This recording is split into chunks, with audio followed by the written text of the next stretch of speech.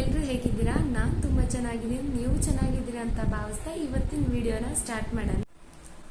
ಇವತ್ತಿನ ಟಿಪ್ಸ್ ಬಂದ್ಬಿಟ್ಟು ಸ್ನೇಹಿತರೆ, ಹೇಗೆ ಮಗು ಸ್ಕಿನ್ ಟೋನ್ನ ಬ್ರೈಟ್ನ್ ಅಪ್ ಮಾಡೋದು ಅಂತ. ನಾನು ಹೇಗೆ ನನ್ನ ಮಗಳು ಸ್ಕಿನ್ ಟೋನ್ನ ಬ್ರೈಟ್ನಿಂಗ್ ಮಾಡಿದ್ದೀನಿ. ನೀವು ನೋಡ್ತಾ ಇದ್ದೀರಾ, ತಮ್ಮನೇಲಲ್ಲೇ ನೋಡಿರ್ಬೋದು ನನ್ನ ಮಗಳು ಎಷ್ಟು ಡಾರ್ಕ್ ಆಗಿದ್ಲು ಆ್ಯಂಡ್ ನಾವು ಇವಾಗ ಎಷ್ಟು ಬ್ರೈಟ್ನ್ ಅಪ್ ಆಗಿದ್ದಾಳೆ ಅಂತ.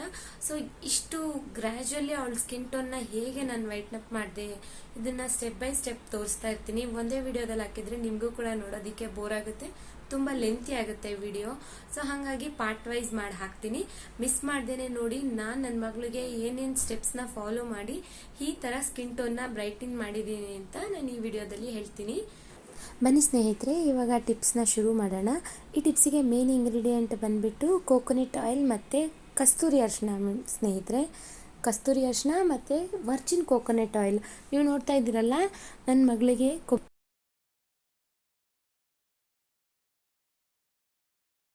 ಕೋಕೋನಟ್ ಆಯಿಲ್ನ ಅಪ್ಲೈ ಮಾಡ್ತಾ ಇದ್ದೀನಿ. ಫಸ್ಟ್ಲಿ ಹೇಗೆ ಮಾಡಬೇಕು ಅಂತ ಹೇಳ್ತೀನಿ ಬನ್ನಿ ಫ್ರೆಂಡ್ಸ್. ಒಂದು ಚಿಕ್ಕದಾದ ಬೌಲ್ಗೆ ಕೋಕೋನಟ್ ಆಯಿಲ್ ಅಂದರೆ ಒರ್ಜಿನ್ ಕೋಕೋನಟ್ ಆಯಿಲ್ನ ನಾನು ಇಲ್ಲಿ ಬಳಸ್ತಾ ಇರೋದು. ನಾನು ಹೋಮ್ ಮೇಡ್ ಮಾಡಿರೋದು, ಮನೆಯಲ್ಲೇ ಮಾಡಿರೋಂಥದ್ದು. ಈಗಂತೂ ಸಾಕಷ್ಟು ಬ್ರ್ಯಾಂಡ್ಗಳಲ್ಲಿ ಸಿಗುತ್ತೆ, ನೀವು ಅಂಗಡಿಯಿಂದ ಬೇಕಾದ್ರೆ ಬೈ ಮಾಡ್ಕೊಂಡು ಯೂಸ್ ಮಾಡ್ಬೋದು. ನಾನು ಮನೆಯಲ್ಲೇ ಪ್ರಿಪೇರ್ ಮಾಡಿರೋದು ಒರ್ಜಿನ್ ಕೋಕೋನಟ್ ಆಯಿಲ್ನ ನಾನು ಯೂಸ್ ಮಾಡ್ತಾ ಇದ್ದೀನಿ. ಒಂದು ಪಾತ್ರೆಯಲ್ಲಿ ಹಾಕಿ ಸ್ವಲ್ಪ ಉಗುರು ಬೆಚ್ಚಗೆ ಬಿಸಿ ಮಾಡ್ಕೋಬೇಕು, ತುಂಬ ಬಿಸಿ ಮಾಡಬಾರ್ದು. ಉಗುರು ಬೆಚ್ಚಗೆ ತಗೊಂಡು ಮಗು ಸ್ಕಿನ್ ಮೇಲೆ ಗ್ರ್ಯಾಜುವಲಿ ಅಪ್ಲೈ ಮಾಡಿ. ಇದನ್ನು ಯಾವಾಗ ಮಾಡಬೇಕು ಅಂದರೆ ಬೆಳಗಿನ ಎಳೆ ಬಿಸಿಲಲ್ಲಿ ಮಾಡಬೇಕು ಫ್ರೆಂಡ್ಸ್. ಮಧ್ಯಾಹ್ನ ಕಟು ಬಿಸಿಲಲ್ಲೆಲ್ಲ ಮಾಡೋಕ್ಕೆ ಹೋಗಬೇಡಿ, ಮಗು ಸ್ಕಿನ್ ಇನ್ನೂ ಡ್ಯಾಮೇಜ್ ಆಗುತ್ತೆ, ತುಂಬ ಡಾರ್ಕ್ನೆಸ್ ಬಂದುಬಿಡುತ್ತೆ ಆ ಬಿಸಿಲಲ್ಲೆಲ್ಲ ಮಾಡಿದ್ರೆ.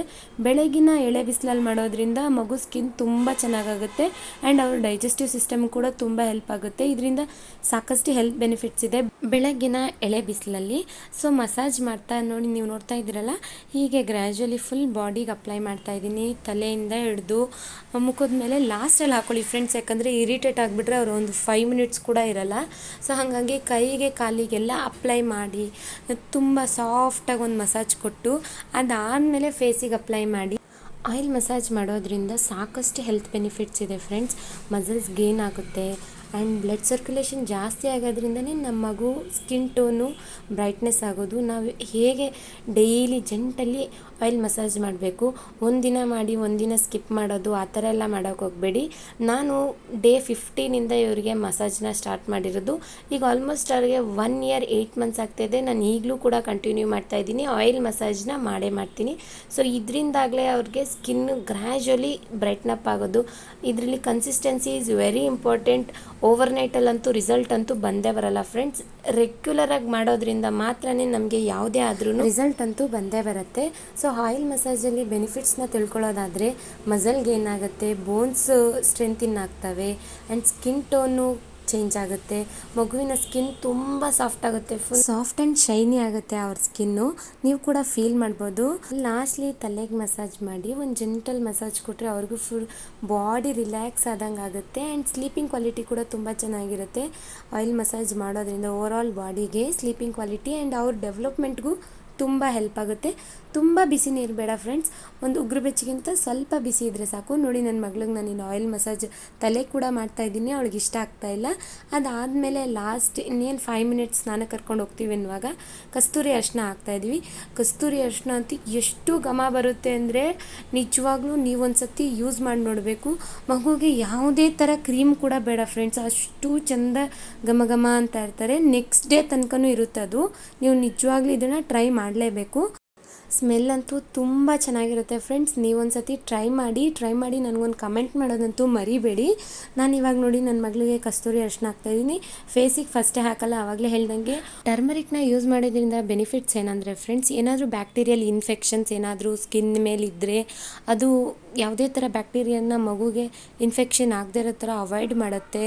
ಸೊ ಸ್ಕಿನ್ನ ಬ್ರೈಟ್ನ್ ಅಪ್ ಮಾಡೋದಕ್ಕೂ ಕೂಡ ಹೆಲ್ಪ್ ಮಾಡುತ್ತೆ.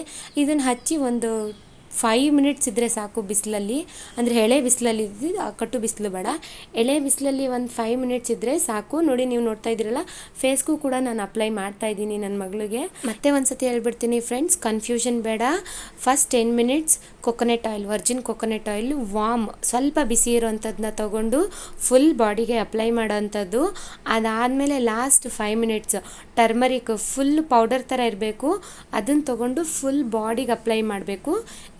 15 ಮಿನಿಟ್ಸ್, ಟೋಟಲ್ 15 ಮಿನಿಟ್ಸ್ ಮಗುನ ಬಿಸಿಲಲ್ಲಿ ನಿಲ್ಲಿಸೋಂಥದ್ದು, ಎಳೆ ಬಿಸಿಲಲ್ಲಿ ನಿಲ್ಲಿಸೋಂಥದ್ದು. ಇದರಿಂದ ಸ್ಕಿನ್ ತುಂಬ ನಿಜವಾಗ್ಲೂ ಚೆನ್ನಾಗಿ ಬರುತ್ತೆ. ಆ್ಯಂಡ್ ಇವ್ರಿಗೆ ನಾನು ಯಾವುದೇ ಥರ ಸೋಪ್ನ ಯೂಸ್ ಮಾಡಲ್ಲ. ನಾನು ಏನು ಪೌಡರ್ ಯೂಸ್ ಮಾಡ್ತೀನಿ, bathing powder home made ready ಮಾಡಿ ಇಟ್ಕೊಂಡಿದ್ದೀನಿ. ನೆಕ್ಸ್ಟ್ ವಿಡಿಯೋದಲ್ಲಿ ನಿಮಗೆ ಫುಲ್ ಡೀಟೇಲಾಗಿ ಹೇಳ್ತೀನಿ ಬಾತಿಂಗ್ ಪೌಡ್ರನ್ನ ಮನೇಲಿ ಹೇಗೆ ಮಾಡೋದು, ಇಂಗ್ರೀಡಿಯೆಂಟ್ಸ್ನ ಏನೇನು ಯೂಸ್ ಮಾಡೋದು ಅಂತ. And thank you for watching.